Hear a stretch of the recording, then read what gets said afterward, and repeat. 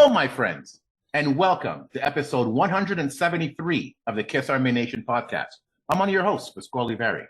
And I am Claudio Spera. Welcome to the show, everyone. So once again, I want to send a shout out to Billy Shears for sending us another great idea for discussion panel. My friend, your wish is our command. So here's his idea.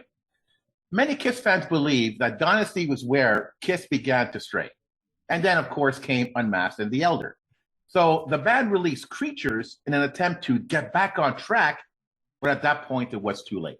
Instead of Dynasty, Unmasked, and Elder, what if we can create a bridge album to help make a better transition from Love Gun to the Creatures album? So our task is to create a 12-track bridge album to ease the transition into Creatures. But here's the catch.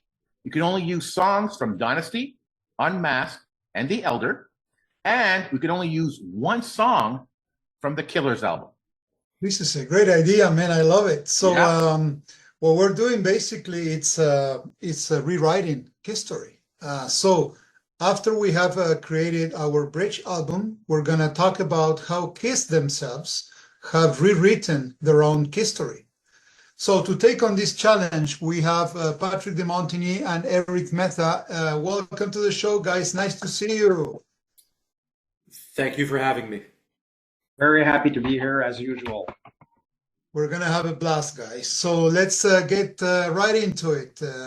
So we're going to go with the first question. So what is your side A for your new bridge album? Patrick, I'm going to start with you.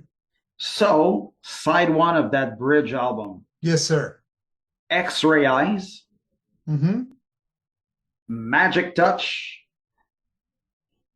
Dirty Living. Oh, Peter. There you go. Naked City. And Easy as It Seems. Okay. Okay. Mm-hmm. Good stuff. Side A. So, Eric, what about you, my friend? Yeah, I chose for the first side, I Was Made for Loving You, Talk to Me, X-Ray Eyes, Escape from the Island, Nowhere to Run, and Dirty Living. There you go. We have some common themes there. So what about you, Pasc? This was actually a really interesting assignment because it made me realize, you know, what if those three albums, Dynasty, Unmasked, and Elder, didn't exist? Would Creatures have been more successful if it was released in the time of Dynasty? Probably. But then as I'm doing this assignment, I'm realizing, you know what? I don't think it's fair to say that Dynasty should have been left out. Maybe Unmasked and Elder. But from my bridge songs, I chose a lot of songs from Dynasty because I still felt it was a rock album. That would have still been a good bridge between Love Gun and then Creatures. I think it's really Unmasked and Elder that really killed Kiss. They were on the downward spiral with Dynasty, yes, but then Creatures would have brought them back up again. But Billy, this is the assignment, so we're going to stick to the assignment. I'm worse than my own students. All right. So side one, I'm looking for a really strong opener. I'm a Legend tonight. Number two, Charisma. Number three, Hard Times. And then slow it down a little bit. Shandy, number four. Bring it back up. X-Ray Eyes with G. And number six, slow it down again. Sure Knows Something. There you go. I like those options.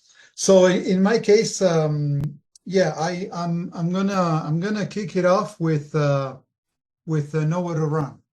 So the only song from Killers. So to me that's a great song. So I would like to start my bridge album with that. Then Magic Touch, back to back from Paul. Then Charisma, a little bit of Gene there. Then I was revisiting, The Elder, and I'm thinking, well, there has to be some hard rocking song from The Elder, and I chose to put The Oath there. Okay. And then again, back to Gene, Naked City. I love that song. And Slow It Down, towards the end of side one with Only You. Oh, very nice. Very nice. All right. Good side one. How about a side B? Eric. Yeah, so I started off with Tomorrow, Sure Know Something, Easy as It Seems, Hard Times, Naked City, and I finished the second side with I. Okay. Nice. Nice. Patrick? Okay, side B, Torpedo Girl, Ah, Sure Know Something, The Oath, Mr. Blackwell, Mr. Blackwell. Wow. yeah, Only You, and I to finish it off. two eyes. Okay. Claudio. I have many similarities with Eric, so I'm gonna kick it off with Tomorrow. Is That You? Then I Was Made. I was hesitant with I Was Made. I said, you know what? So there's other songs in those three albums, but I couldn't leave it out. So I Was Made. It's a signature song, so it had to be there. Hard Times from Ace. I think that's the only Ace song that I put on my album, but Hard Times, it's great. Sure Know Something. And again, I'm wrapping up with I. Three eyes. Three eyes. Nice. Claudio, I'm with you on that one. I Was Made for Loving You. You put it on? Yeah. I didn't. I didn't want a pop song or a disco song in this album. I want it to be as rocking as possible. As much as I love that song and really, 1 billion views plus on Spotify, right. I get it. But not on this bridge album for me. There you go. So for side B, another strong opener I felt from Unmasked, Is That You? Number 8, my next one, Naked City. Had to have a Peter song, Dirty Living.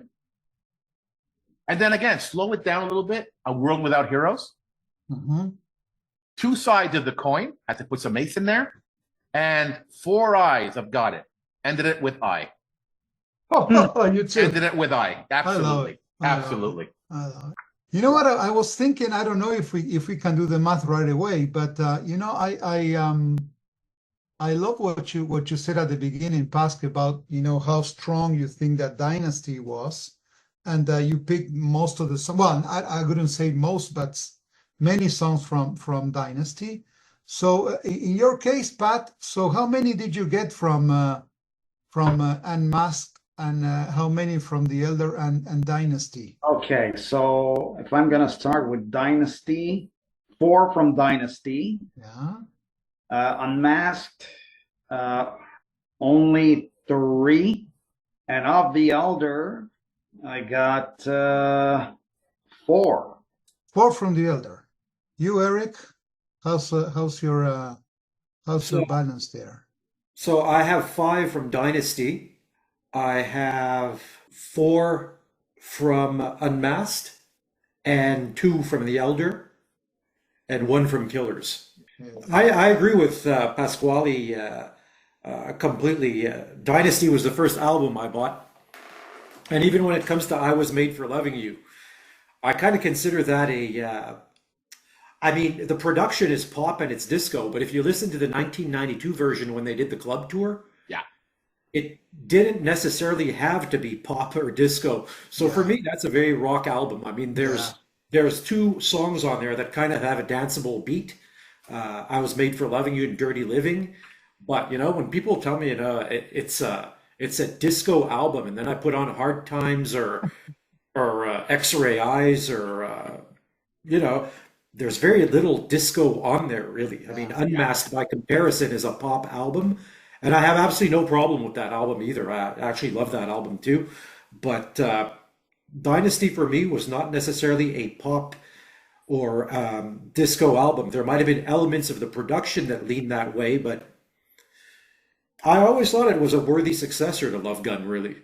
Okay, so let's move on, guys. So let's talk about a little bit of a storytelling and how Kiss contributed to making Kiss what it is today. About the myth and everything. So what role do you think that Kiss own storytelling and myth making has played in shaping their history. So are there any examples where this has been exaggerated or distorted?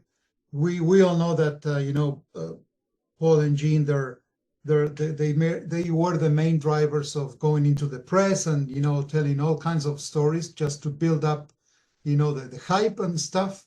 But Pasc, I'm going to start with you. What do you think? That's an interesting question, because we've always said that Kiss are legends, and like any legend, there's a mystique about them, a mythology behind them.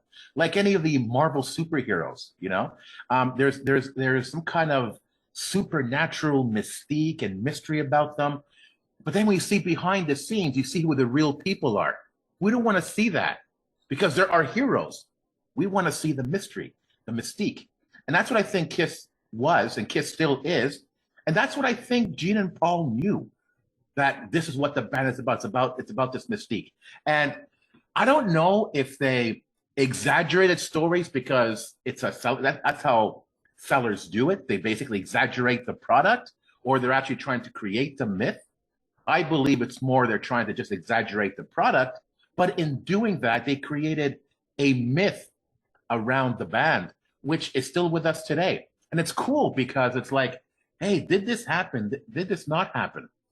Non-Kiss fans or casual Kiss fans think this stuff happened. I'm sorry. That thing with Bill Starkey and the radio station, all the fans, that never happened. It never happened. The blood in the ink for the first comic, that never happened. We think it did. And then the Gene Cow Tongue and all these other, urban legends and stuff, it builds into the mystique of the band. And now it's like we look at it with a critical eye, because you take off the makeup, there's less mystery about them. But do you remember when we were a kid and we were into the band with their makeup? Any little thing, any little piece of information, we believed it. Because we're kids. We believe in Santa Claus. And of course, we're going to believe in Kiss. And I don't see a negative here. I think this is this mythology that they built really is what helped keep the band alive for 50 years, and will keep the band alive for 50 more years in our memories. Mm-hmm. Yeah, good point. Patrick, what's your take? I think to build a certain mystique, as Pasc put it, I think it helps the band in a way. Now, only fans of our kind are going to try and dig to find out what the real truth is. Another good example that was not true was the anti-gravity room. I don't know if you guys know about it, where supposedly Ace had put all the furniture. Oh, he put on he put everything. Right. Only a chair and a small table were but it's fun to exaggerate because that's rock and roll. Also to say, we sold out every stadium in the world. We love Kiss, but I don't know if that's true all the time. So but the amplification makes it interesting nonetheless. Yeah. And Kiss was built around wild exaggerations, because the other thing too, in the late 70s, they were big, but they weren't that big. I'm sure bands like, I don't know, maybe Led Zeppelin were bigger. They would attract more people at their concerts, but the Kiss myth was there and it worked. And it's funny because during the low years, we thought, well, that's pretty much it. But then when they did the reunion and they regained some sort of momentum, then yes, they were able to, most of what was being said was true. But in the early 70s, there's still a lot of mystique around those years. Eric? Yeah, I mean, I think because Kiss was more than music, it was also showbiz, and there was a lot of hype to it. So, I mean, going back to 75, the Cadillac High Michigan visit, where, Bill Aucoin actually said that, he debunked that whole thing where the helicopter dramatically whisked them away, and they just went to the hill, that was literally, like a mile away, and just landed behind that hill and whatnot, and got into cars and drove off. That type of thing, and exaggeration. And I mean, you see it a lot with Gene, really. The attendance for Rio '83, Rio de Janeiro, was 100,000, 250,000, or 350,000, depending on what mood he's in. So yeah, the myth making. I think a lot of that was debunked by that book that came out there, the Kiss Alive Forever touring Yeah. history, where you could actually look at attendance figures from the 70s, Oh yeah. and you saw that, even though they were doing well, not every venue was a sold out smash success. And even some of the smaller venues were not a sold out smash success. And that's part of the reason why Dynasty, the return of Super Kiss, or whatever, they booked multiple nights. They overbooked and then had to cancel so many nights, which was financially detrimental because they had to scale it back because the second, third night were not selling out like the first one did. In terms of the storytelling and myth making, the only time it got on my nerves, like big time, was in the 80s, when it seemed that every interview was a type of diatribe on how many women they'd bagged. And it was like constant sound bites about sex and, trying to hype up this thing that they were womanizers, while, the fact of the matter is, in the 70s, whether you were Led Zeppelin or Aerosmith or the Rolling Stones, everyone was doing that a lot with groupies. That was the pre-AIDS climate where everyone was doing it. So it's like I remember, seeing these interviews on Oprah and Geraldo, and my mom would be watching them too.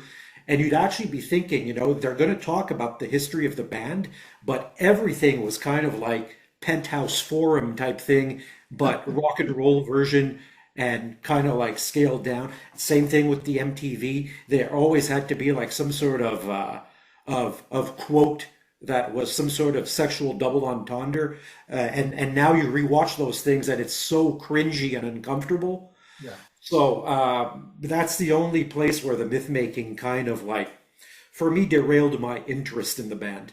From the beginning, the makeup and the music went hand in hand. The rest of the hype and stuff, I could take it or leave it, Yeah. especially when it came to that type of stuff. Well, just to complete, yeah, you basically, you guys, you covered it all. But to me, the myth making and stuff has to do with a lot during the first years. Mostly I could say from 76 to 79 or 80, because of course, having a band in makeup and all those costumes and trying not to expose themselves without the makeup. Of course, it just creates the myth by itself. But one of the things that I think it's kind of it's exaggerated and distorted. It's how well they got along with each other, and that we know that in 78, when well, even a little bit before, 77, 78, that's when the whole thing started to kind of break up. When they were filming, the movie, they were not even talking to each other. They were going, separate ways. And then when Peter left, at least the news that got to Argentina and the rest of the world, they were like, no, it's all good. He's living in peace with everybody. We're still friends and blah, blah, blah. And things were going south really, really bad. And then, of course, one of the things that I don't know if it helps or not, for the myth and stuff. To me, one of the sad stories about the band, it's what happened with Eric Carr. And not to get into the details, but I think that we will never know the truth. There's all kinds of versions of what happened and how he was treated by Paul and Gene and the King's Company. But that's a very loved member of the band, and I think that sooner or later, the fans deserve, to know the truth. And I don't think they will be able to kind of surf on that for a long time.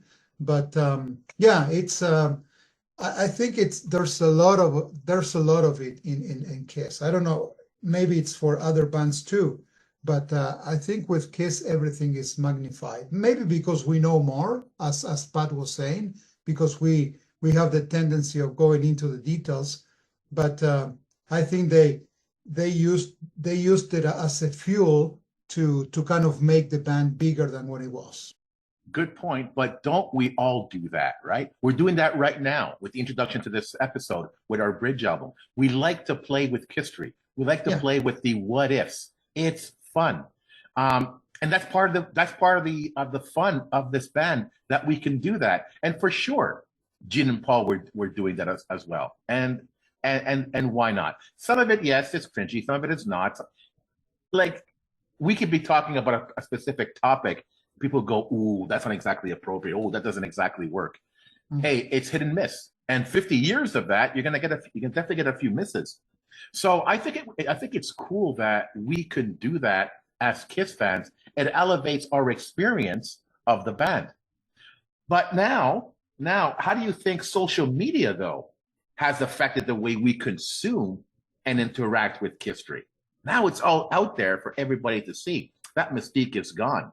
So what are the benefits and drawbacks to social media and the way we consume history? Claudio. Well, it has a huge impact to me. It's what's interesting is that if you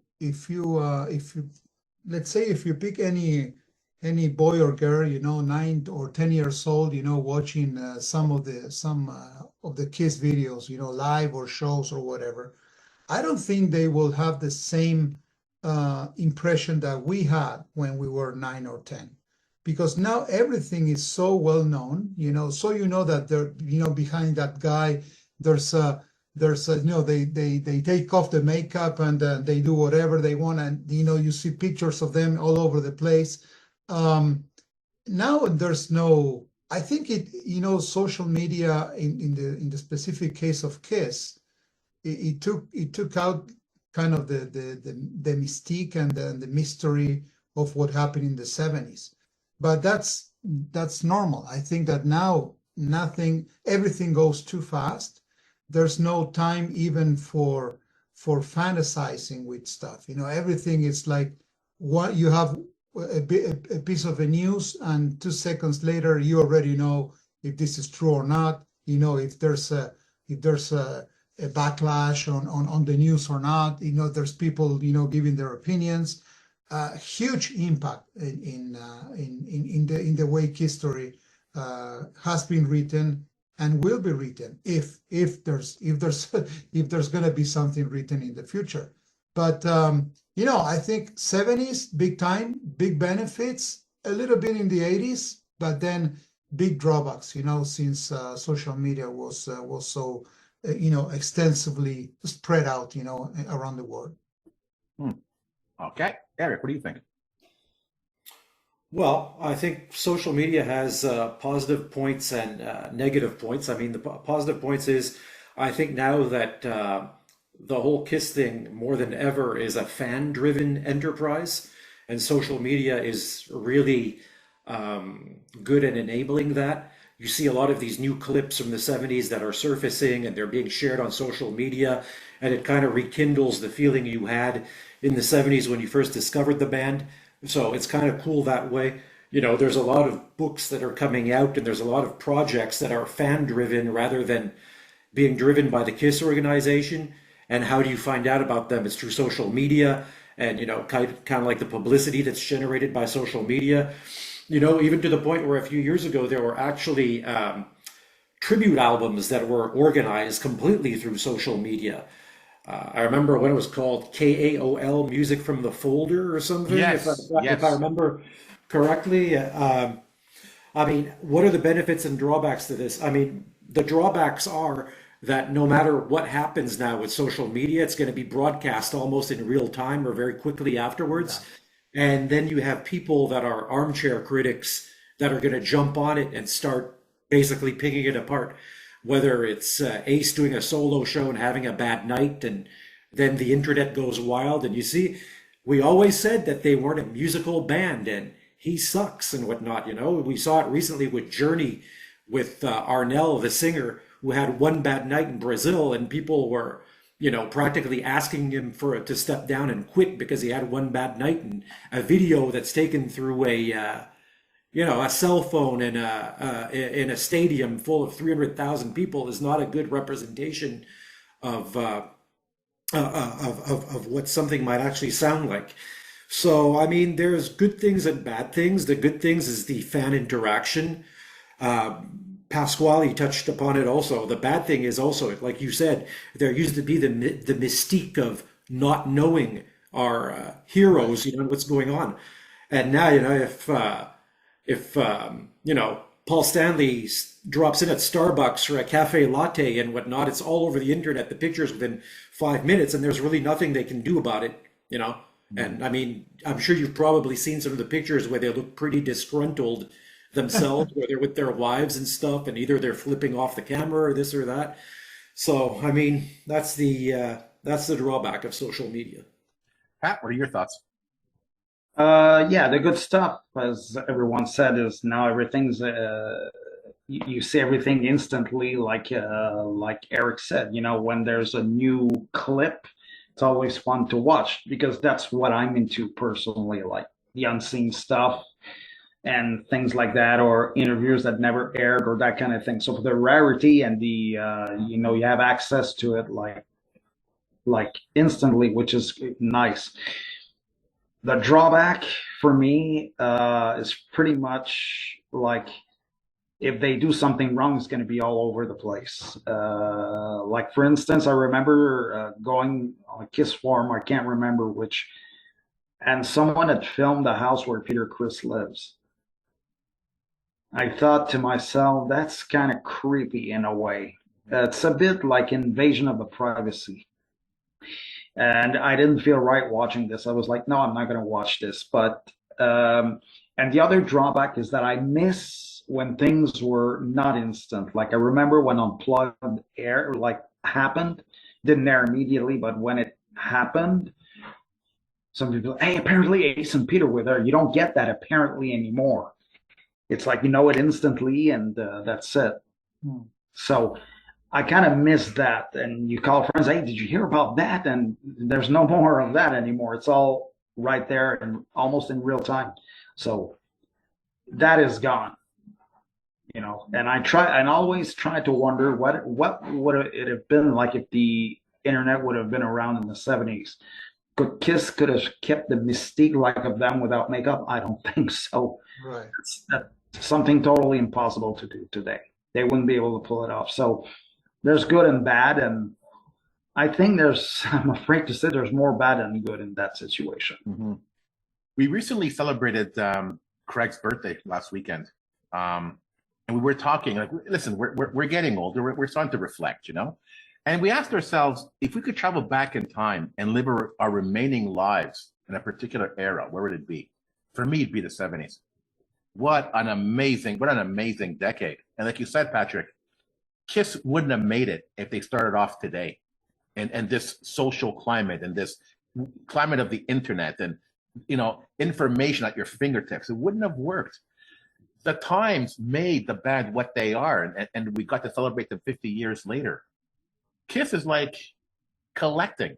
Our most precious collectibles is that item that we had to fight for. We had to hunt. And we've been seeking it for years, and now we have it. And because we finally have it in our hands, it becomes so precious. It's the same thing with information. Finding that Kiss picture in a magazine, in the newsstands, listening to that record for the first time and putting up the gatefold and imagining a Kiss concert. Nothing compares to that. The imagination, the sky's the limit. Now there is no more imagination. Everything is in front of you 24/7. Where's the fun in that? And now you can't even experience music anymore because it's through streaming. You could just skip songs left and right. You don't experience an album from beginning to end. We've lost the experience of music. And that's the most important thing when it comes to Kiss. It's the experience. And I think social media is the worst thing that could happen to a band like Kiss. It's the worst thing that could happen to music with Spotify and all this streaming. I want to have the record in my hand. I want to see the artwork. That's the whole point of it. And to be honest, guys, I know there's fans that are on YouTube, online. They gather information all the time. I don't. I don't care. I don't look for every little thing on YouTube or every little piece of minutia because it's too easy. When I want to know something, I look for it. When I want to see something, I look for it. We recently did an episode, Claudia, with your report from Spain, and Michael gave us the homework of checking out 2 Gene concerts. If it wasn't for that homework, I wouldn't have done it. Yeah. Because I know it's out there. I could see it anytime. What's the point? But if that was in the 70s, I'd be scrambling to try to get that information. It's just not the same anymore. It really isn't. So I see the benefits of social media, and I can see how young people today, this generation, loves it. But it's something Sean Kelly said. He wishes his children lived in the 70s. They would have experienced so much more than they're experiencing now. They have no idea what they're missing. But I don't know if this could apply to everything, but is it because the past seems to always be better than today?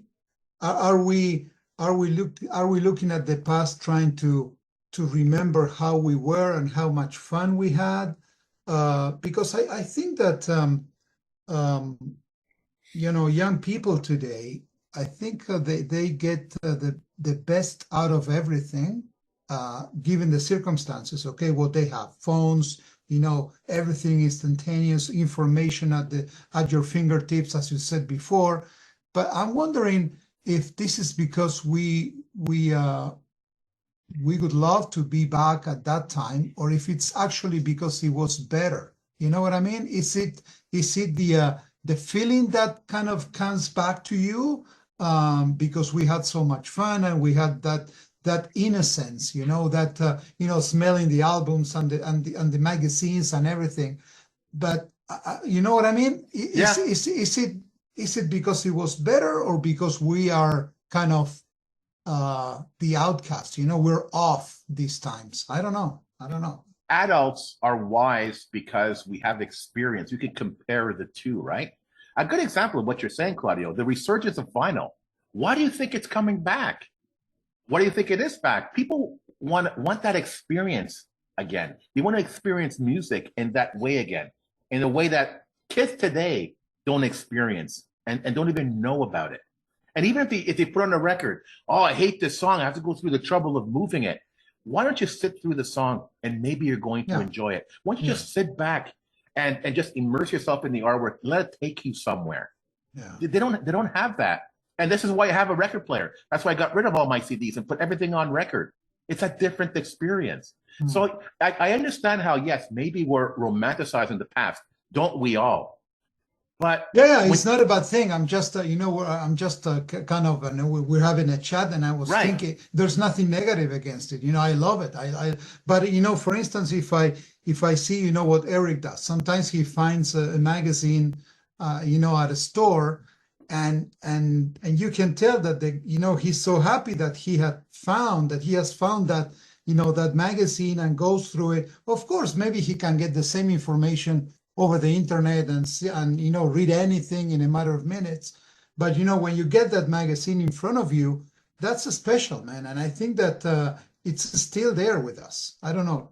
You ever find something that you didn't expect to find? You walk into a store, oh my God, I never knew this existed. Yeah. We had that experience all the time in the 70s. Now that's few and far between. We're not surprised anymore. We're not shocked anymore. Yeah.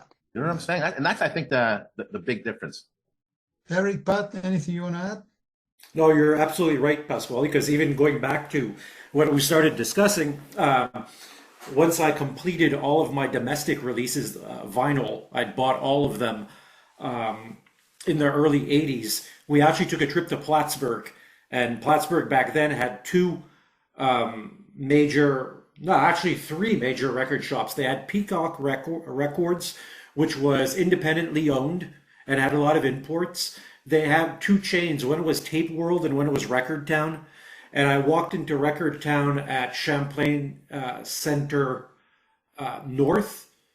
And I was flipping through records at Record Town, and I found Best of the Solo Albums and Kiss Killers. And being whatever I was, 10 years old, first thing I noticed was how come the logo is different? Like, is this really an official Kiss album? Because, of course, I didn't know the issues in Germany with the Yeah. S's being controversial.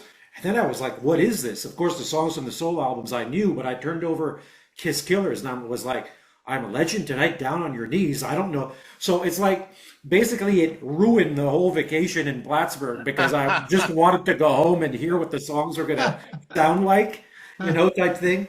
So that was kind of the excitement and the the excitement of just walking in somewhere and finding something Kiss related. Lake George was the same way because all those stores, along the main strip in 79, 80 were still all the Boutwell posters, the O'Coin management iron-on patches. Wow. And then you had your pins. They had pins for like basically every era, like hundreds of them. Official, non-official, mirrored ones that you'd find at the carnivals and stuff. And so, I mean, our childhoods were pretty good because, every time you'd walk into a shop, it'd like finding your favorite toy again. That's right. Yeah, same for me. I mean, I miss that. I miss the wow factor when you go into a store. Oh my God, I need this, or I kind of miss that, to be honest. It was a fun time. You'd see all kinds of stuff. I remember seeing the originals sealed in a regular record store. I think it was either Discuss or I can't remember. It was late 70s. And knowing what I know now, if I only knew, like I was like, oh, that's an odd album, sometime later. If I only knew what I know now. Exactly. But you definitely miss the wow factor, and it's hard to be impressed. I mean, we still are. I mean, if we go into newsstand and if we see a Kiss magazine, we're gonna, that's kind of cool. It's too rare now, Still but cool. Yeah. Whenever it happens, it's fun. There was this one that came out about 5 years ago that has been re-edited 2 or 3 times.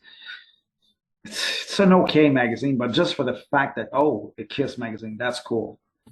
When it comes to Kiss, I believe ignorance is bliss. I don't want to know everything. I want to be surprised. It's like watching a movie. I don't care if they made a mistake or the special effect isn't that great. I don't want to know the end of the movie. I don't want to know how it's made. I want to sit there and be lost in the movie. Kiss is the same thing. And the internet is taking that away from us.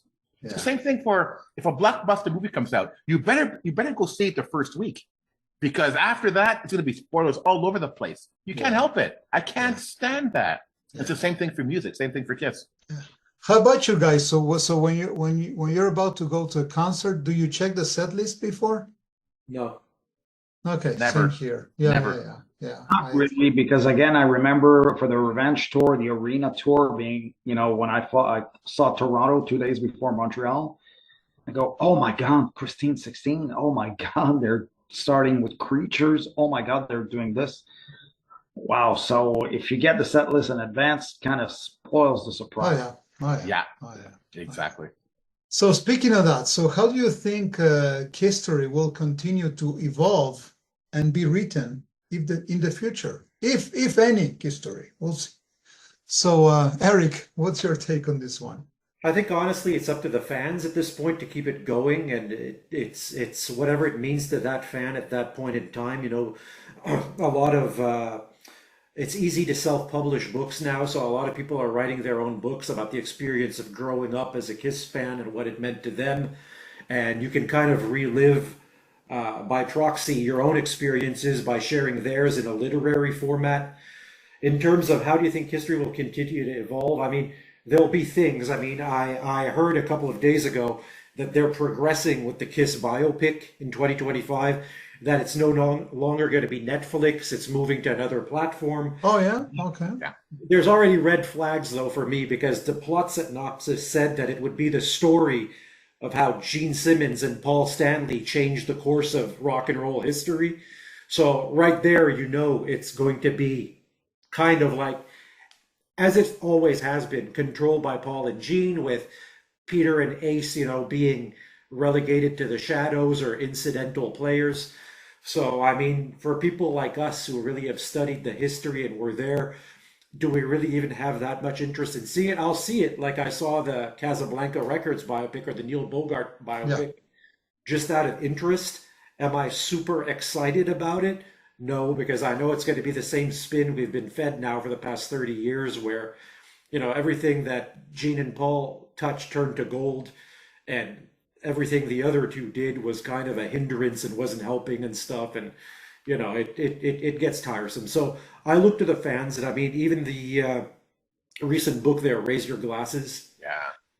Good book. I'm almost finished it. It's some good insight in there Yeah. to realize, especially in those early chapters, how much so many people appreciated Peter Criss. Yeah. Absolutely. Yeah. You get all these Family Guy jokes and all this nonsense about Peter Criss and this and that, but I always maintained he was the perfect drummer for Kiss, and were it not for him, that whole sense of movement and the whole rhythmic aspect of Yeah. those The first groove. 6 Yeah. albums, The especially, groove. the Yeah. Yeah. groove would not have been the same. And it was very much the same with Bill Ward and Black Sabbath. He was unorthodox.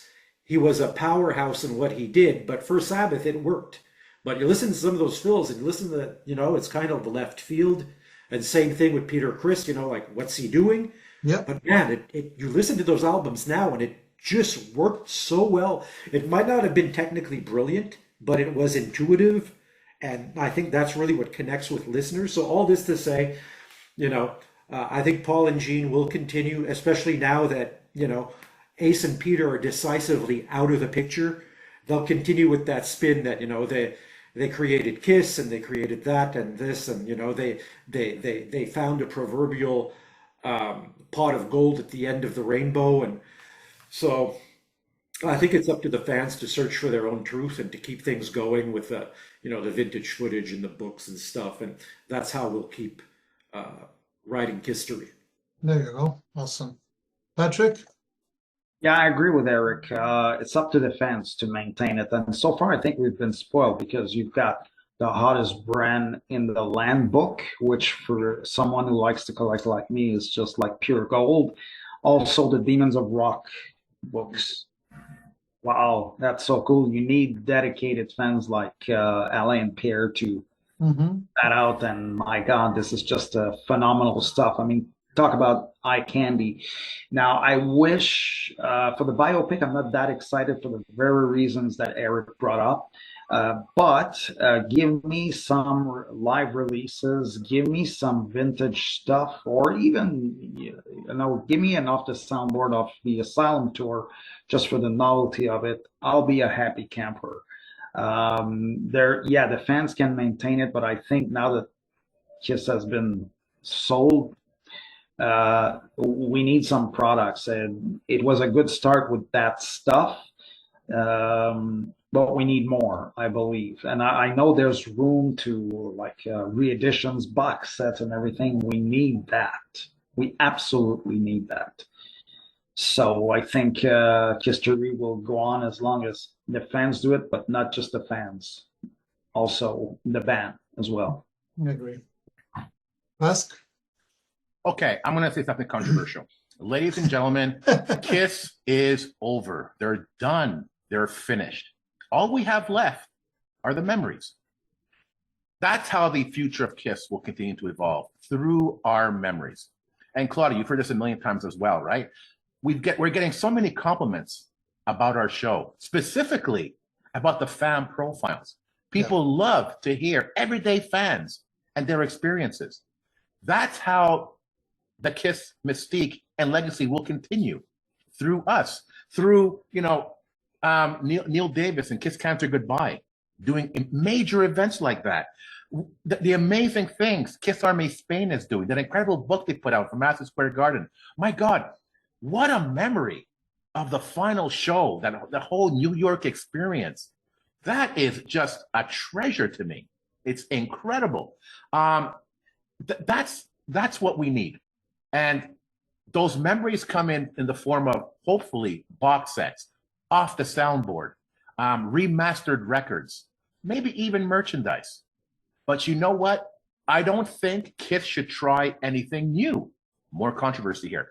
I don't believe the freaking avatars, I keep mentioning this, I don't believe they're going to work because now the band is over and they're trying something new. It's done. I think it's going to be like a novelty act.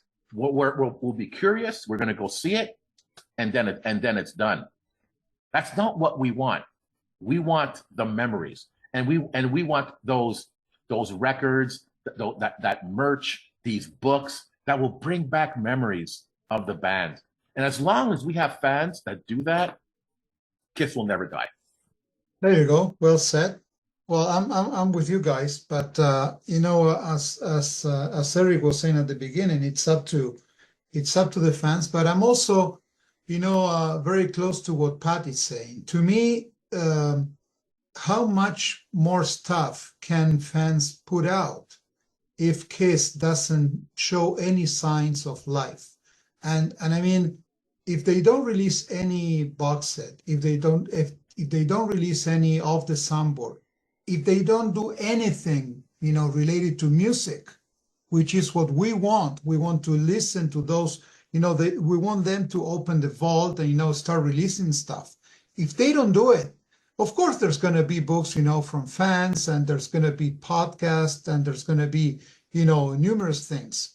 But how much more? I don't think that we will see Kiss stuff floating around in 10 years if Kiss doesn't release any product at all, So it's a mix. To me, it's a combination. And if they want, if they want Kiss to continue, even though they're not playing live anymore and they don't release any music, they will have to put out stuff there, for the fans to consume. Because if not, it's gonna be kind of tiring, for us to be talking about the same thing over and over again. So I have to say that maybe to me, I don't know if it's a 50-50, but Kiss Company or Paul and Gene or I don't know who, but they need to do something. So we don't realize now because the band wrapped up in December, and we had Ace touring and we had Gene touring and stuff. But if they don't release anything in a couple of years, forget it, man. So Kiss is in the past. Nothing's gonna happen. Okay, that actually makes me sad. So it is sad. Yeah.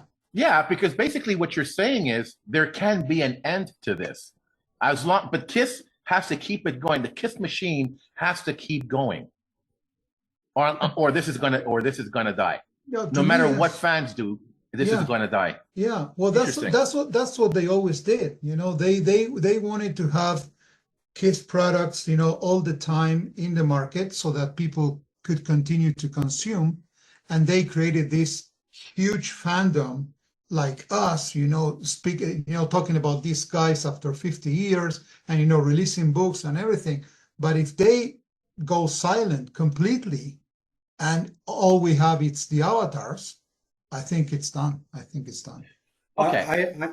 I have to agree with Claudio because for whatever reason, mostly being the critics and the people that didn't get it, I don't think Kiss really belongs to that rarefied air that the Beatles or Elvis belong to, where basically you can walk into a magazine store and 40 years on, you'll see 3 magazines with Elvis on the cover or the Beatles and whatnot.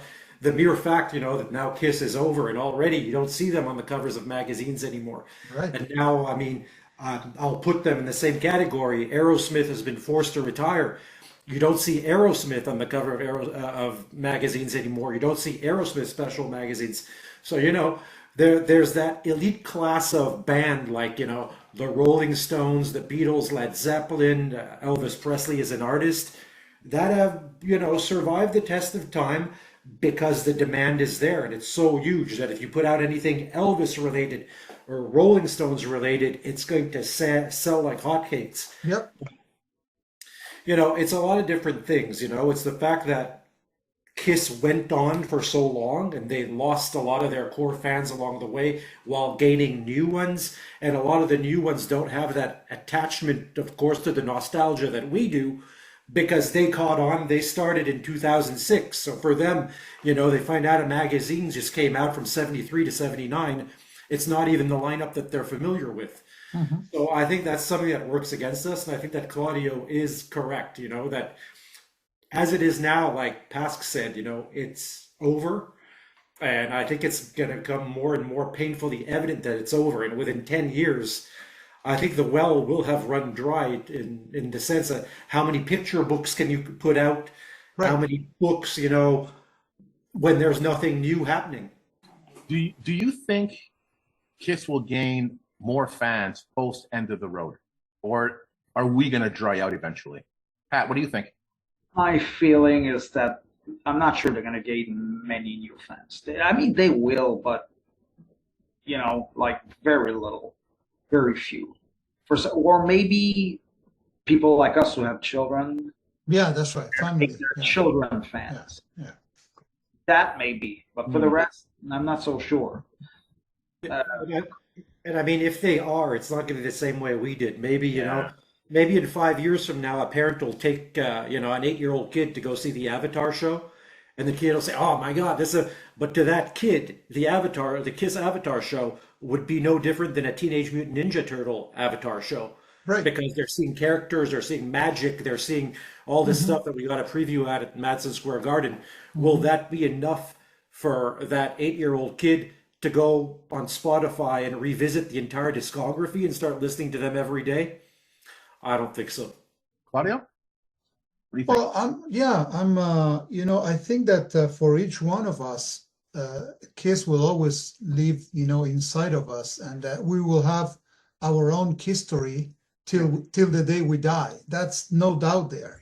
But I mean, Kiss as an entity in the music industry and continue to write history. To me, it's done. It's finito. You know, there's if you don't do anything to keep active.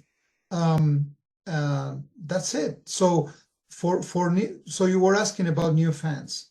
Um, I don't think that new fans will go and buy Alive or buy Dress to Kill just to explore on the previous, you know, on the first years of the band.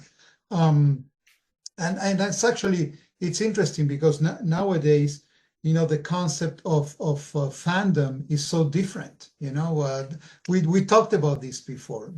It's hard to find people who are now fans of a band. You know, they like one song, they like another song, and they move on. So this sense of belonging, I don't think it's not there anymore for nothing. Not only for music. You know, everything goes so fast that people don't care. So yeah. I still believe that if these guys who claim themselves to be so smart, you know, in marketing wise, if they could put out a lot of stuff, good quality, you know, like nice box sets with full of stuff, you know, they will maybe regain some of the fans that stepped out, you know. Mhm. So people with some interesting money in their pockets, they will go and buy stuff, you know, and that maybe that will keep them alive. But yeah, in terms of history, okay. All right. So just one final question to sort of bring this episode full circle. Let's do a little bit more of rewriting of history. So not including Unmasked, Elder, or even Carnival of Souls, which album do you believe needs the most rescuing? In other words, which album was good, but with a few more changes would be great? What changes would you make? Claudio. Well, that's interesting because I'm gonna pick the very last album from Kiss. I'm gonna pick Monster. Okay. Mhm. And you know, to me, I don't know if it's because I want to continue to fantasize with these guys. I love that I like the songs on that album. I love that they were writing new material, just the four of them, no outside writers, no ghost musicians or anything. But the sound is terrible to me. So if they could be able to kind of come up with the same songs with a good producer with a nice sound that is not brick walled, I think that would be a good candidate, you know, to be rescued. Okay. Pat, what do you think?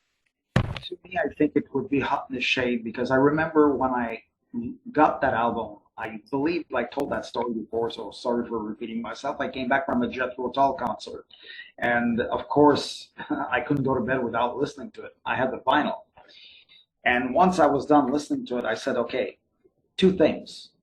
That they tried to redo Rock and Roll Over.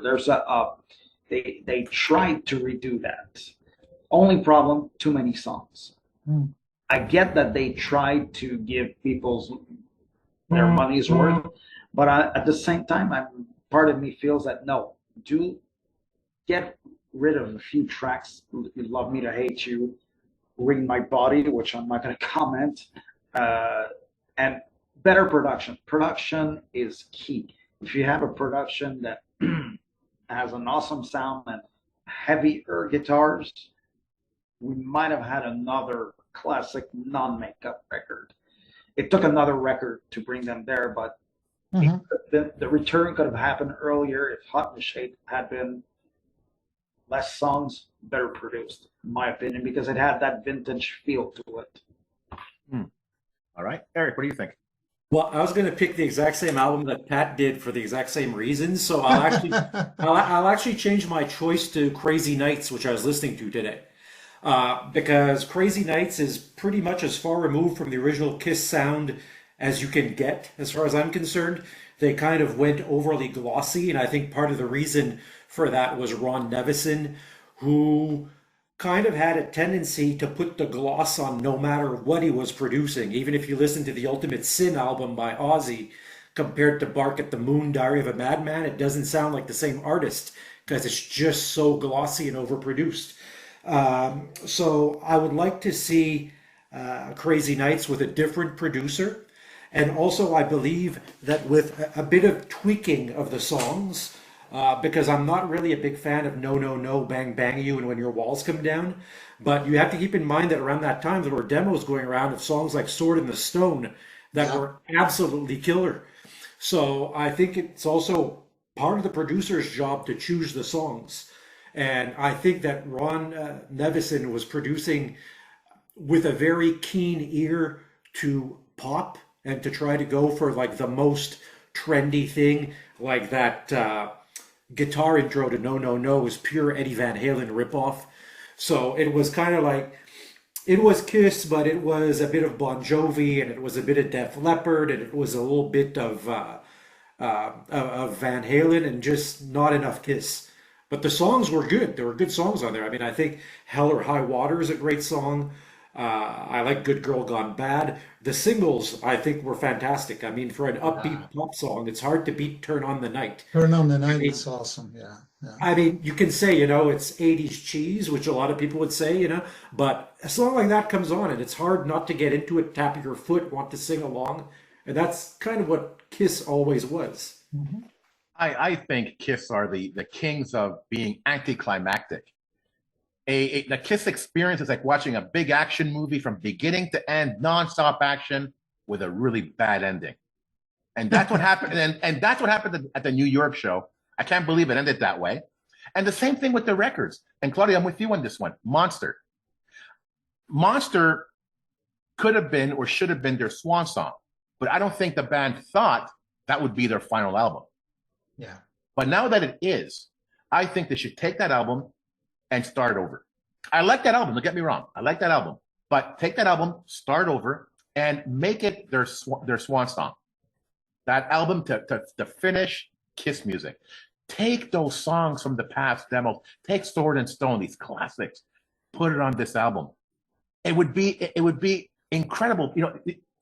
Kiss music coming full circle on the final album. Yeah. Have Kiss fans vote on demos they would like to see redone, even rewritten, reworked for more modern times.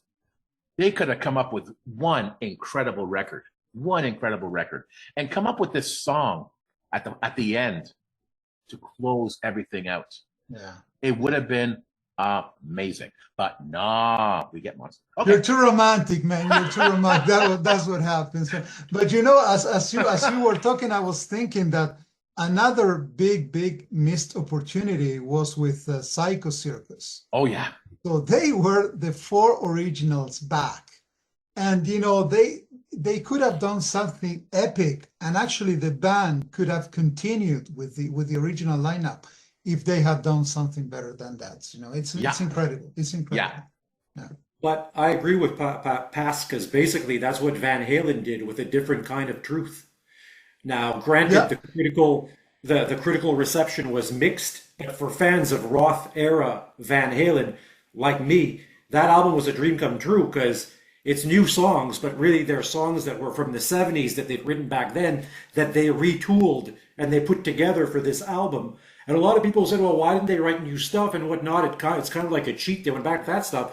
But the stuff like Chinatown and the stuff and whatnot that they'd written were such great tracks. I mean, to me, that album, stands toe to toe with some of the albums that Van Halen did, like Women and Children First and 1984. And Right. Kiss could have done the same thing by applying the same formula. Yeah, full circle. Absolutely. Absolutely. Okay, guys, this has been great, man. This is awesome as usual when we get together and we spend time, talking about what we love. It's always great. So thank you, Eric and Pat. Your inputs and your opinions are awesome as usual. Very well said and very articulate. So thank you so much, guys. Thank you once again. Thank you. Having us. No, I love these discussion panels for many reasons, but another reason, like tonight, for me, a lot of these topics were very cathartic. I needed to let it out, and Claudio, you and I could talk face to face about this, or Pat, Eric, but I want it out there. I want people to know this is what I think, and then that's it. I'm done. No more. But I just need to let it out. And sometimes I come off a little bit too passionate about it, But it's no disrespect to the band, no hate towards the band. It's I only wish this could be so, Well, that's what happens when you love something. When you love someone, when you love something, that's what happens, man. Yeah, exactly. So it's fantastic to be able to share this cathartic experience with all of you and all of our listeners. And maybe I'm overly romantic. I don't know what it is today. I don't know, man. But guys, it was a lot of fun. Thank you. So to the Kiss Army, we hope you enjoyed this episode. If you have any questions, comments, or ideas, please send them to talktomee@kissarmynationpodcast.com. Till the next time, remember, never stop rocking. Take care, everyone. If you enjoyed this episode, check us out on Facebook, Instagram, and X. You can watch us on YouTube or listen to us on Podomatic, Spotify, iHeartRadio, or wherever you listen to your favorite podcasts. This is about you, so please like and subscribe to support the amazing guests we have on the show. See you soon, Kiss Army.